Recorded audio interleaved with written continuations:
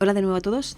Ya hemos visto cómo trabajar los tamaños, las interlíneas. Vamos a ver ahora cómo trabajar la composición de los textos. Cuando hablamos de composición de texto, lo que hablamos son de columnas de texto. Fijaros que aquí tenemos diferentes proyectos gráficos y que en función del proyecto estamos trabajando con diferente ancho de columna. ¿Y cómo de larga pueden ser las líneas en las columnas de texto? Por lo general, se considera que hasta entre 40 y 75 caracteres por línea son un valor adecuado para la lectura. Evidentemente que esto dependerá del tipo de proyecto que estemos haciendo y del tipo de contenido que estemos maquetando. Normalmente los periódicos y las revistas trabajan con unos 40 caracteres por línea, mientras que en los libros pues se trabaja entre 55 y 70 caracteres. Como os digo, dependerá también del proyecto. A veces en anuncios trabajamos con columnas muy anchas o incluso con unas columnas muy estrechas, menores de 40 caracteres. Pues no sé, si estamos haciendo un pie de imagen, seguramente trabajaremos con una columna muy estrecha y con, no sé, quizás entre 5 o 10 caracteres por línea. Entonces, lo general es esto, pero vayamos a ver cómo trabajar ese ancho de columna. Fijaros que la longitud de la línea depende del texto que estemos maquetando, evidentemente, pero sí que además depende del tamaño del texto, y hay longitudes de líneas que funcionan mejor en función del tamaño de texto que tengamos o del número de caracteres y del contenido. Evidentemente, este ancho de columna, con ese tamaño y esa interlínea y con todo este contenido, pues no es el más adecuado, porque dificulta la legibilidad. Pensar que el lector tiene que ir de un lado a otro a leer y luego volver. Con esas columnas tan largas, pues lo que estamos haciendo es cansar al lector y cansarlo en la lectura. Lo ideal sería, con ese tamaño, pues trabajar con tipografía más pequeña, evidentemente, con ese tamaño. Este tamaño de columna es demasiado grande.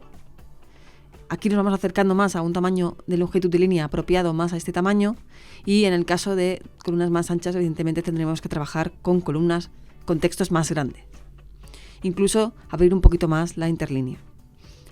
Si la abrimos más, ya la sensación también es diferente. Entonces, pensar que es importante tener en cuenta la longitud de la línea, teniendo en cuenta el tamaño del texto y la interlínea. Por lo tanto, estos tres parámetros son importantes a la hora de decidir qué longitud de línea necesitamos en nuestros proyectos.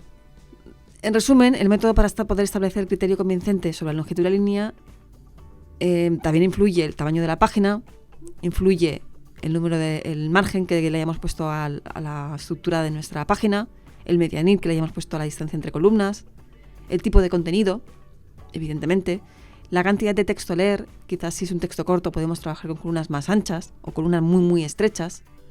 Si queremos una lectura pausada o más rápida, pensar que muchas veces, no sé si os fijáis, que las revistas y los periódicos normalmente trabajan columnas muy estrechas, porque eso hace que el texto sea muy rápido de leer.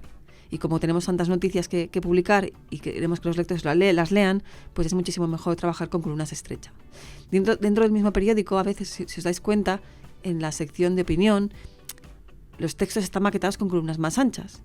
Eso significa que el texto es más sesudo, es más complicado de leer, no es lo mismo que una noticia ágil, y con lo cual tenemos que ampliar un poquito más la columna de texto para que el lector lo lea un poquito más despacio y sea capaz de comprender el texto.